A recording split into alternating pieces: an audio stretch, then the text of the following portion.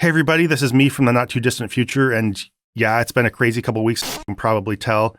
Please don't even ask. It's more than I feel like talking about right now, and I probably shouldn't be telling you about things that you have not experienced yet. Well, except maybe one thing, which is the thing I'm here to tell you about, and that is that I'm not going to be talking about time travel movies in this video. My past self, the one you'll be watching in this video, says that I will, but that turns out not being true, and I wanted to come back and tell you about that. See, this video is going to have two parts. One where I talk about how time travel would work, and the other going through different time travel movies and talking about how realistic each one is. But that became too big of a project, so I'm going to end up splitting it into two parts. I know with absolute certainty that is going to happen because I already experienced it and the past is not malleable. Okay, well that's getting ahead of myself. I already talked about that later and I gotta go. Future transmission terminated. Commencing present day video in 3, 2, 1. I've always been fascinated to some extent or another by the idea of time travel. The first time it really got into my head was in high school when some version of the grandfather paradox occurred to me, and a friend and I just went on and on talking about it. Like drawing diagrams on the whiteboard and everything. As you can imagine, I had a lot of girlfriends in high school. I've since rarely recaptured that same level of enthusiasm. Nothing beats the excitement of being a teenager who thinks you're the first person to discover something obvious. But the idea of time travel has kind of stuck with me on an on and off basis, and I've since refined how I think about it. I don't know. I know it's not a super important thing, but it's kind of an interesting thought experiment that can help us stretch how we actually think about real cause and effect. So I think it's worth doing, if for nothing else than just, because it's kind of fun. So today I'm going to talk about that some. How time travel works, what the actual consequences and dangers of it would be, how it plays out in movies and stuff like that. So I hope you enjoy.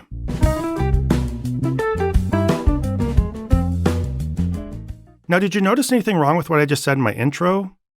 I mean, aside from it just being generally dorky? Well, take a quick trip back in time with me and I'll show you. All right, come here. I'm going to talk about that some. How time travel works. Did you hear it? All right, let's go. Dangers of it would be. Now, I'm not sure how well you heard that over my phone, but I referred to how time travel works. But the problem is time travel does not work. And I'm not just being pedantic, there's actually an important point to be made here. Since we've never observed time travel happening, never seen any mechanisms by which people could, say, hop into a machine and go back and forth between the past and the future or observe the results of them doing that, then nobody can be strictly right or wrong in any verifiable way about how it works. Time travel is whatever we imagine it being and works however we imagine it working. So how can one person be right and another wrong about something both of them are imagining? They can't. So then how do we have a conversation about this? Well, I think there are a few pointers that can help. One, remember what you can discuss, which is how consistent an idea of time travel is, how internally consistent it is, and how consistent it is with observable reality. Two, keep your concept of time travel as close as you can to observable reality, meaning add as few mechanics to the process as you can. And possibly most important, three, recognize that since this is fake, you can't be strictly right about it and just have fun with it. Think of it as an opportunity to engage in thought experiments and probe into the logic of cause and effect, but then expect to walk away from the conversation with different conclusions. That's okay because you can't resolve questions over who made up the correct mechanics about time travel, so it's all about the journey, not the destination. So what this means is that while I'm ultimately going to be making conclusions that certain ideas about time travel are right and wrong, I know that these conclusions rest on certain assumptions I'm making. I'm going to do my best to justify why I make these assumptions, but that's about as far as I can go. And as my dad always said, when you assume, you make a conclusion about reality that hasn't been fully backed up by evidence. So let's start with some of the most basic assumptions I think we all make about reality. I'm going to try to go through these pretty quickly, but this conversation can get pretty slippery if you don't really nail these down. Now, if this first part isn't for everybody, jump ahead to the time you see on screen and you can either go to the time travel part or even to the movies part. Take and leave what you do and don't want. So the first thing we need to assume is that reality, at least the immediate observed reality that we experience around us, is not contradictory, meaning mutually exclusive, contradictory things cannot be true at the same time. For example, it can't both be raining at my house all day today and not raining at my house all day today. It can't both be true that JFK was assassinated on November 22, 1963, and that he served 2 full presidential terms and died of natural causes in the 90s. Second, reality seems to progress in a flow of cause and effect we call time, And within this flow, past events always cause future events, and future events are always and exclusively the result of past events. Now, I know that what I'm saying here is not strictly scientifically true on every level everywhere in the universe. Like if you go down to the level of quantum particles or trace back toward the beginning of space-time, things probably work a little differently. I get that. But since everything we're going to be talking about occurs within the realm of human experience reality, which does follow this pattern very consistently, then it's safest to assume that this pattern continues when time travel is involved. If we don't, our conversation is going to get so untethered from reality that it'll get chaotic and kind of pointless, to be frank. However, there is one intuition that we'll need to contradict if we're to allow for time travel. And that's our intuition that the present is all that exists. You know, the past is gone forever once we leave it, and the future is not there until we get to it. If that is true, then there is literally nothing for a time traveler to travel to. So we need to assume that every moment in time exists permanently on some level, and that the feeling that we're flowing through time is illusory. We won't try to describe what this span of time is or how it works so as to avoid excessive speculation, but we need to agree that the past and present are destinations that exist out there somewhere. And yes, I'm aware that the present tense of the word exists indicates being in the present instead of the past or the future, which is kind of problematic here. But I guess language didn't evolve to accommodate conversations about time travel. In the end, running against this intuition is pretty okay anyway, because it doesn't contradict any evident principles of logic such as non-contradiction or cause and effect. It's just kind of about how reality feels to us. I just remembered that I overlooked one major point of scientific realism that we all just have to ignore to make time travel viable in any way whatsoever. And that's the fact that we assume that when you time travel, you appear in the same place that you traveled from on Earth. You'd actually appear in some remote place in the middle of outer space, which would make pure time travel just useless. This is something we all have to suspend our disbelief about, and I just wanted to quickly acknowledge that. So we can view the perceived flow of time as occurring across a line. View this line as an extra-dimensional shape or an abstraction or whatever works for you. We'll say that it has a start and an end, which technically makes it a line segment for those of you who want to be like that. Because even though we have no real way of knowing that, most time travel will occur across a finite span, and that just helps us conceptualize the whole thing. And of course, if this line is all of time, then each point on the line is a moment in time. So if we apply our first two rules of reality to this timeline, they tell us two things. I guess, of course, because there's two rules. First, nothing on this line ever changes. Nothing. Because saying otherwise violates the principle of non-contradiction by saying that two contradictory things can be true at the same time. For example, that it could be simultaneously raining and not raining at my house. And I think we can dismiss this as evident nonsense. Also, these changes would take time to occur, and, that's a whole other thing in and of itself. Second, any point on the line is the way it is as the result of everything that occurred on the line previously. Whatever you see at any point on the line traces back in a chain reaction that ultimately goes back toward the beginning of space-time where our intuition probably starts to break down. To say otherwise is to say that objects and events could just kind of randomly appear. And while this may happen on a quantum level or maybe toward the beginning of space-time, though probably in a way that defies all of our intuitive attempts to grasp it, sorry religious apologists, but that's not what happens within reality as we experience it. And by the way, when talking about time travel, we need to be very explicit about the fact that this includes memories. All of our memories are shaped by previous events, so as long as our memories are accurate, they cannot just suddenly change.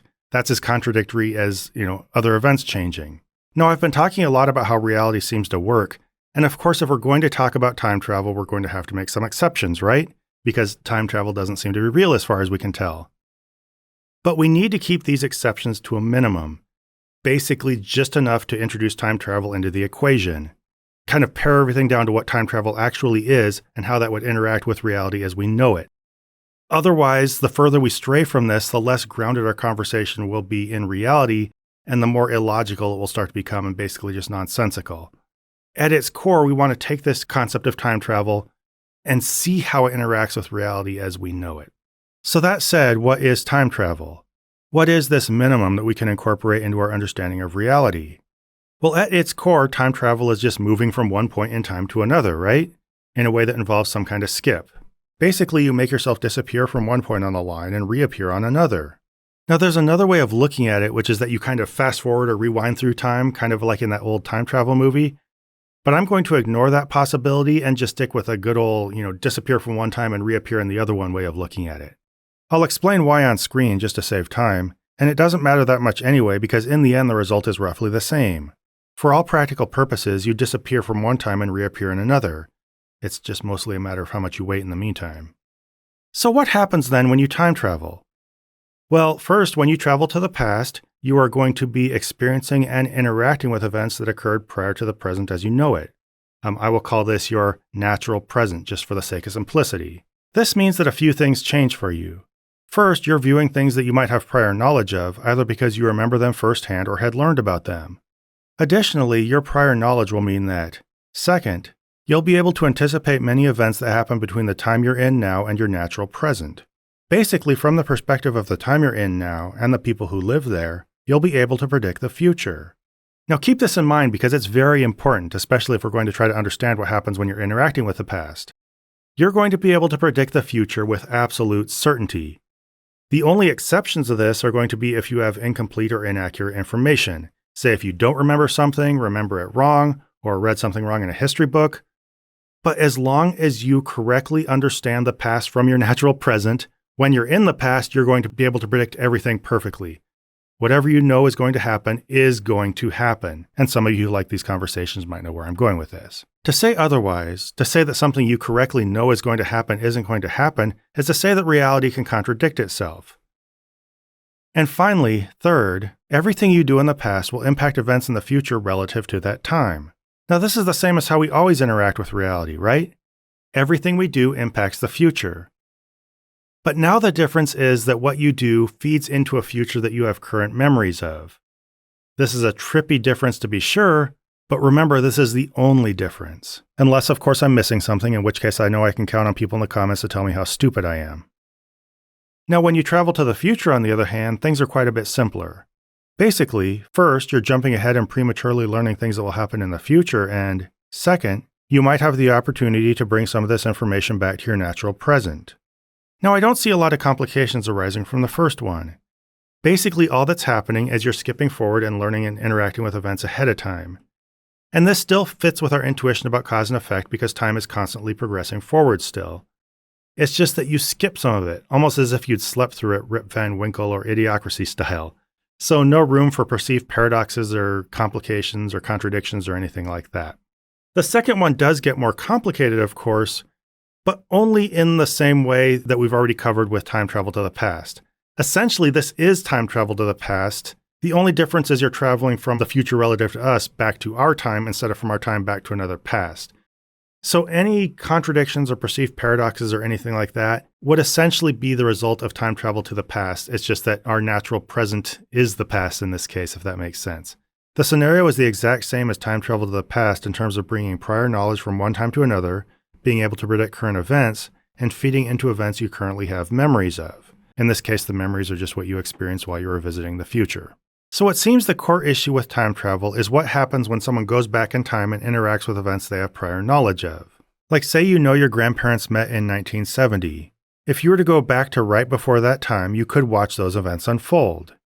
Maybe see how they met each other and struck up the conversation that led to them having a relationship and eventually getting married. But you could also participate in those events, right? And that would include participation that might stop them from meeting each other. There are all kinds of things you could do, right? Maybe slash someone's tires, distract your grandpa so he didn't go over and talk to your grandma. Maybe even, assassinate one of them. It's kind of a dark place to go, but I think people go there a lot just because it's an easy, concrete, seemingly foolproof way to stop something like that from happening.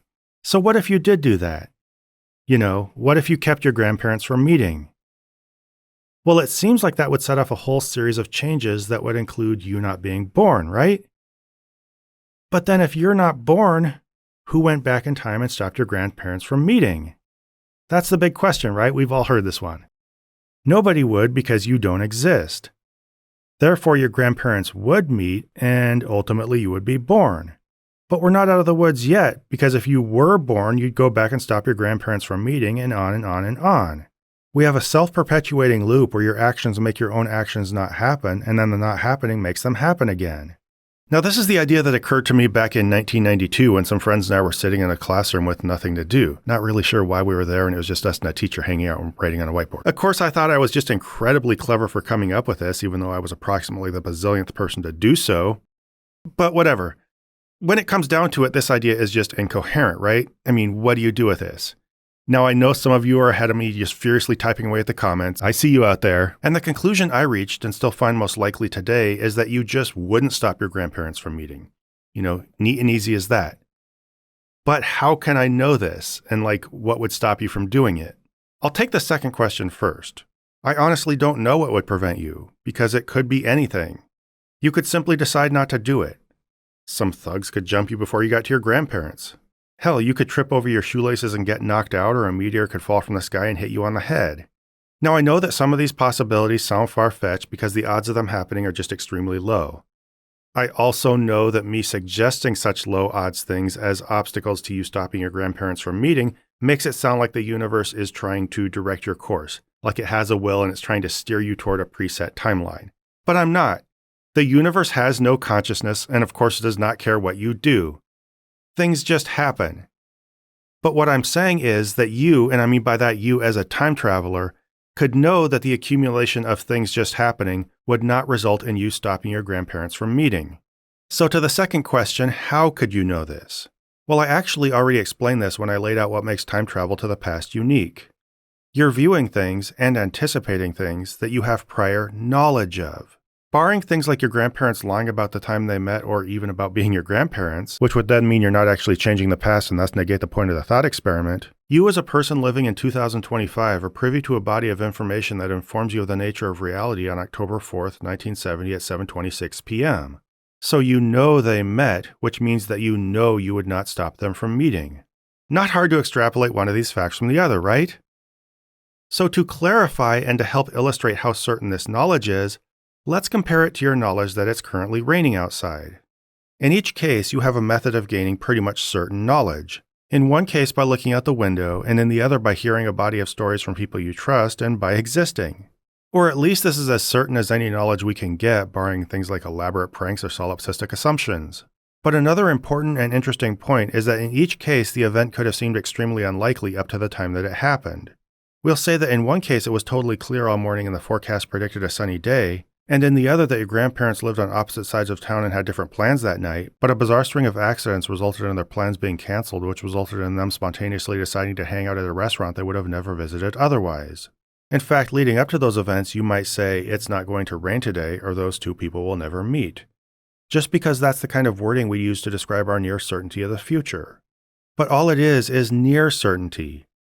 As soon as you actually witness the outcome, the near certainty of assessing what will probably happen is replaced by the actual certainty of knowing what happened. The past assessment of the odds it would rain at a certain time becomes irrelevant now that you know it rains at that time. The past assessment of the odds your grandparents will meet becomes irrelevant once you know they'll meet. The tension between what seemed likely and what actually happened is what makes stories of the unlikely so compelling. Even hearing about them in hindsight, it can make it feel like something was so serendipitous that it must have been fate. So if you were to time travel, you would just be experiencing an even weirder version of this. You wouldn't just be hearing about a sequence of events where an event seemed unlikely but then happened. You'd actually be seeing, living through, all the situations that made that event seem unlikely, knowing it was still going to happen. I don't think we can fully appreciate how weird this would be. Our minds are calibrated to constantly take in what's happening around us and be ready to respond. To see the future as open-ended and be ready to react to what we think might happen depending on what's happening around us now. To remove that sense of uncertainty would be more than a weird little quirk. It would confuse our most basic instincts of how to understand and react to reality. It would probably give us a powerful sense of fate. And I think it would produce a feeling that the universe was directed, that there was something cosmic or supernatural or just some kind of fated timeline steering us in a certain direction, just because we had that knowledge. But there is nothing like that happening. It's just that every event has an outcome, and knowing that outcome really would mess with your perception of reality. It's hard to fully remove that, or just to isolate that idea and just see that as one weird thing where I'm living and I know the future. It would just change how you view everything. So if that's how badly it would throw off your perception of viewing reality, let's go ahead and add on another layer, which is how badly it would throw off your perception of acting within reality. You don't just know that events around you will go a certain way. You know that there are specific things that you personally will or will not do, regardless of your personal choices, regardless of the apparent ease with which you might do them. In the case of your grandparents, that means that you would not be able to interfere with their meeting no matter how badly you wanted to, for some reason, you weirdo, or how easy it would seem to do so. The fact that you exist and have a long history of documentation showing your grandparents being together proves that they did meet. But this is kinda hard to get our heads around for a couple reasons. One is the conflict between what you're absolutely sure happened and what seems 99% likely to happen.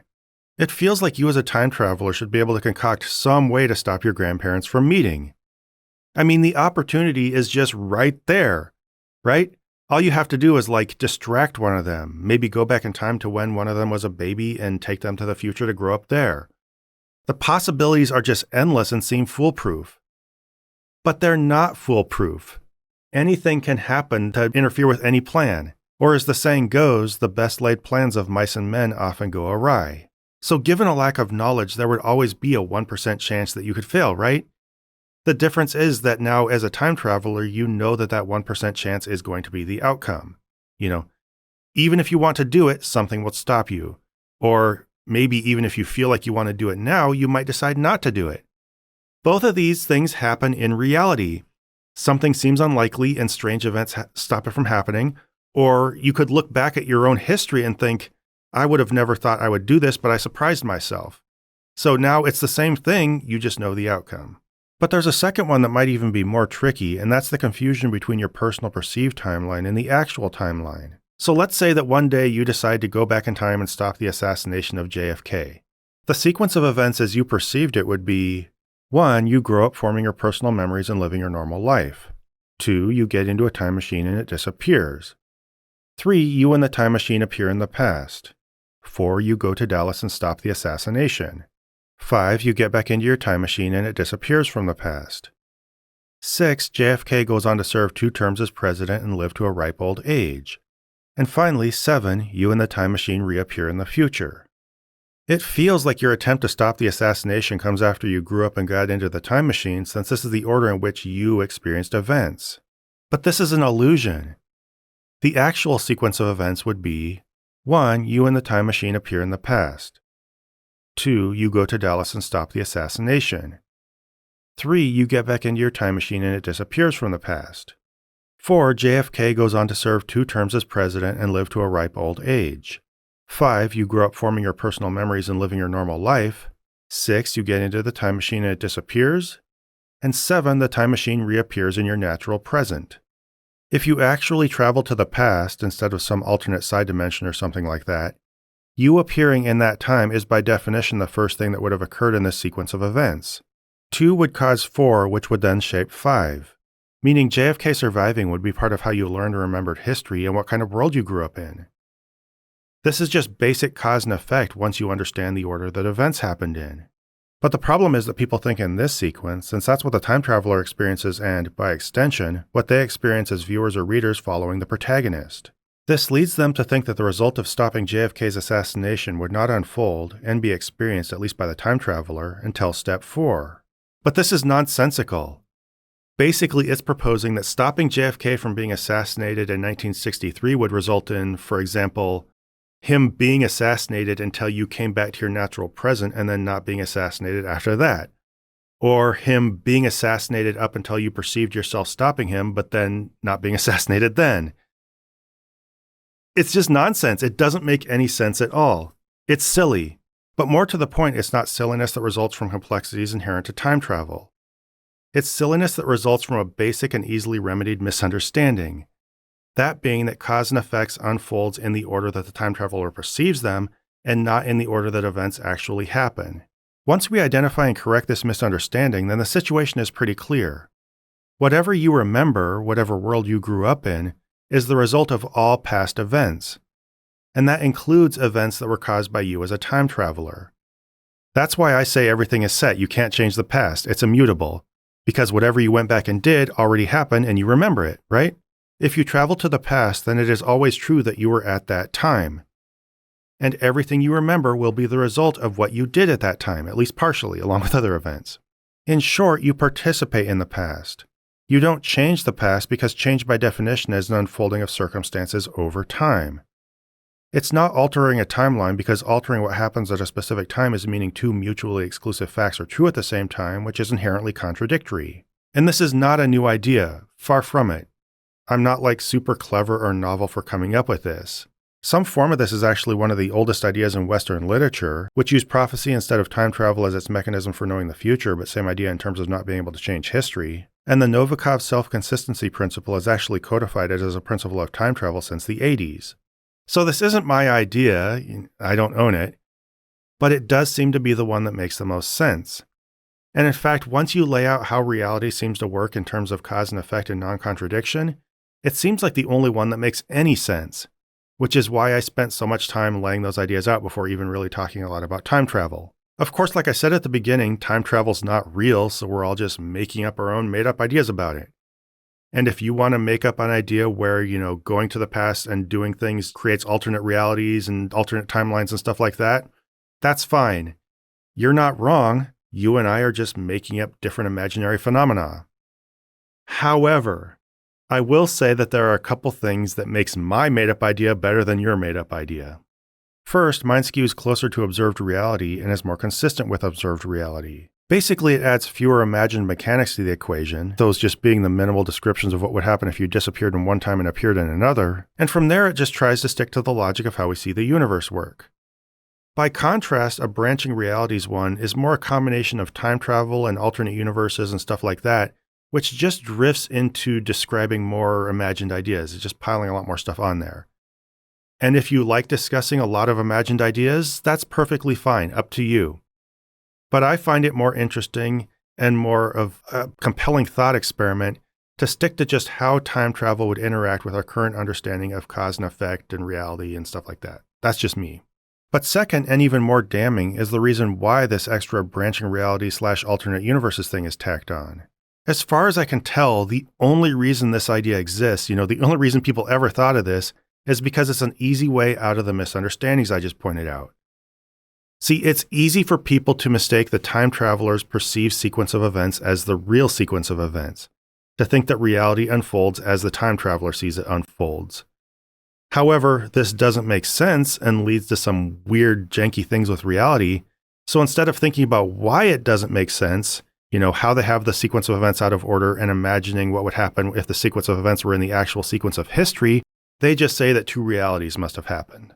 It's easy for people to mistake the perceived 99.9999999 whatever % chance that somebody could succeed at going back in the past and doing an apparently easy task that would change history with certainty that they could succeed at that task. However, this presents a logical bind between the certainty of being able to perform that act and the certainty of our knowledge of history. So instead of recognizing that one of these is false certainty that would be trumped by the actual certainty we get from our knowledge, they just decide that both realities must have happened.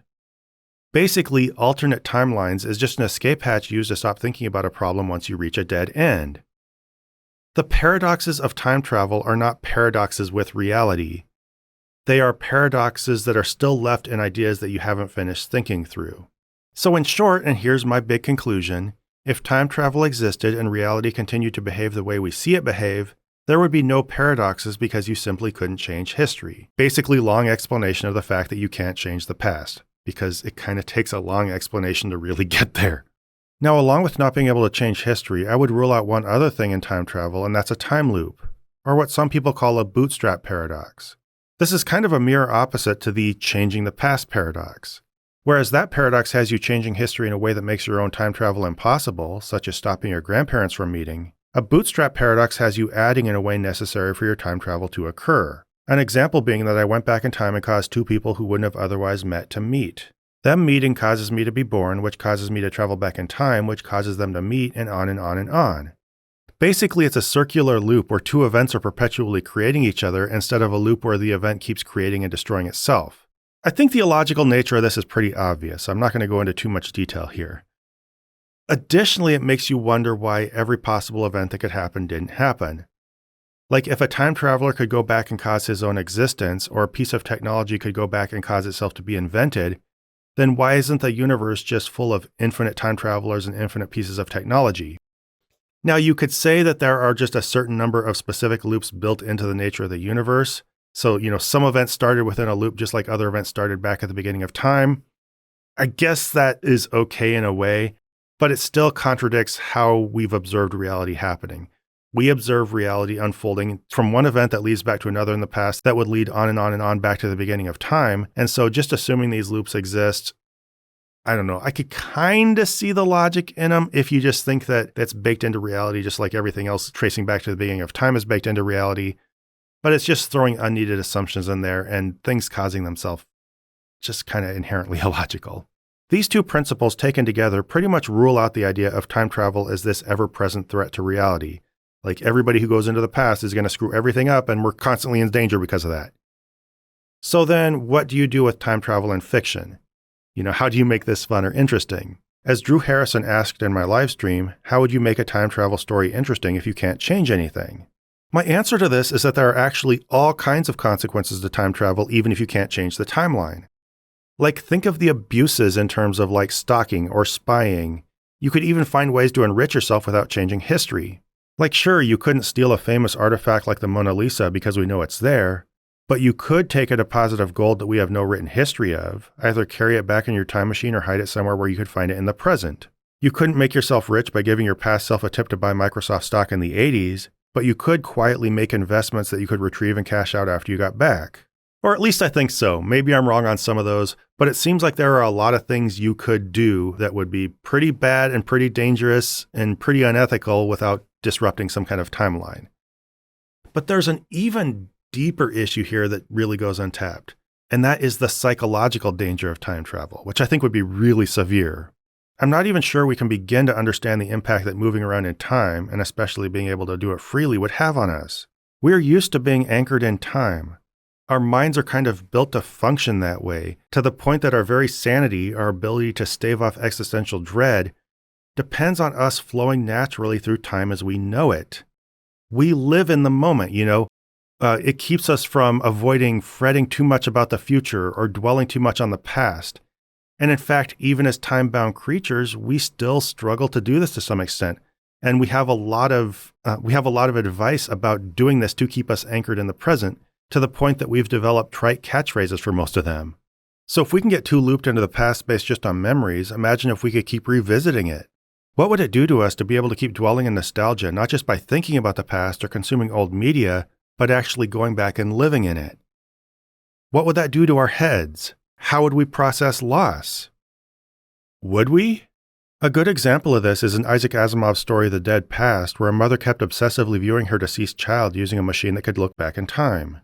Would our ability to freely roam the past, or just even time in general, cause us to become untethered from our sense of normalcy, making us take too much in and maybe even lose our sense of self? Or what would knowledge of the future do to us? How would we cope with having our sense of uncertainty removed, of being robbed of the feeling that anything is possible? Would that cause us to become stressed out? Lead us to just become apathetic and fatalistic? And what about the casual consequences of just losing your place in time? Even by days or hours. We ground ourselves in this sense of ritual. Certain days mean certain things to us. Your birthday, holidays, what your age is, how old you are compared to other people. What would it be like to spend a day in the past here, a week in the future there, and then come back to your same time? And do this until you didn't even know whether you were actually a certain age, if you didn't know that today was actually your birthday, at least chronologically for you from the time you were born. What if today wasn't Christmas for you in the same way it was for everyone else around you? I don't know. Some people might not think about that. Others might just give it a casual thought at most.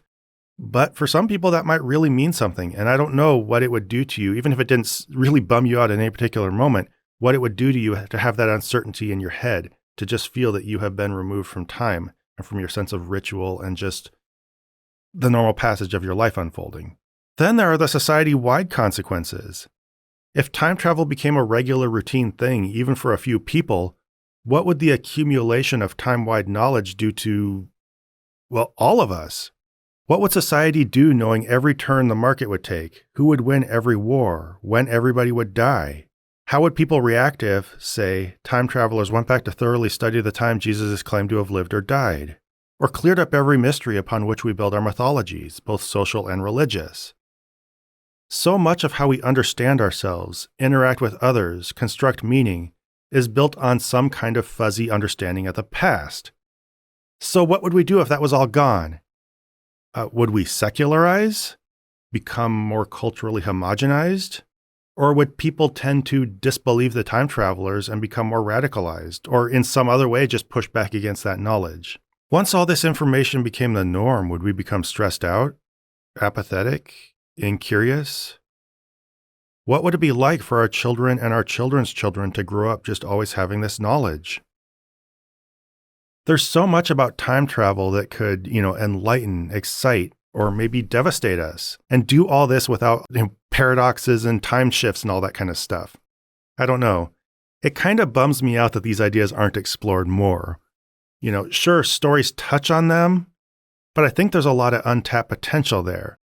Maybe this is because time travel stories just take the easy way out and do the alternate universes thing, and maybe because these are just kind of hard things to explore and movies don't get that deep. I don't know. But if you're a Hollywood producer and you're watching this, you know what to do. Be my hero. So this is me from the future again, cutting in here because this is where I was going to start transitioning to talking about time travel movies, and we are not going to be able to get around to that right now, I'd already explained. So I'm going to start working on that soon and make that my next scheduled video, if we can get this apocalypse thing under control soon. See you next time, and most of all, in the next couple weeks, watch out for those flying